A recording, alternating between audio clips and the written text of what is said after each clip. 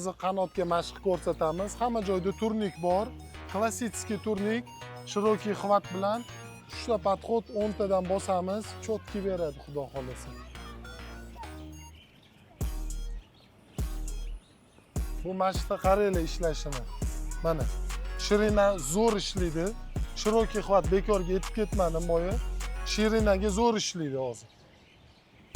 Xo'p, qanotni yirik qilib ko'rsatadigan упражнение qildik. Endi yana ham chiroyliroq qiladigan упражнение bu ustki xvatim ishlaymiz. Endi bu упражнениemiz aynan mana shu teg qismlari ishlaydi.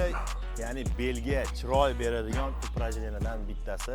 Buni qilishga erinmanglar. Hozir 3-mashq brusda ko'rsatib beramiz. Turnirda qiynaladigan bolalar uchun shirokiy xvat обратный, korpus tekis turadi, ketib tortinamiz. Qanot zo'r tortiladi.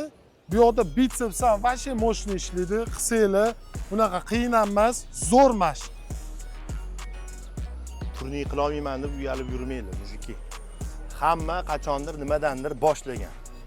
O'shaning uchun eng glavnisi qadam bosib olish. Biza, misol uchun, chempion degan bolalar ham o'zidan o'zi chempion bo'lib qolmagan, o'zidan o'zi formalari chiroyli bo'lib qolmagan. Kimdir, misol uchun bular ham qadam tashlaganlar, nimadandir boshlaganlar. Professional o'zidan o'zi bo'lib qolmaydi.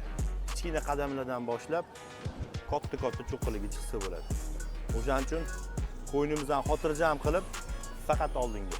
Let's go.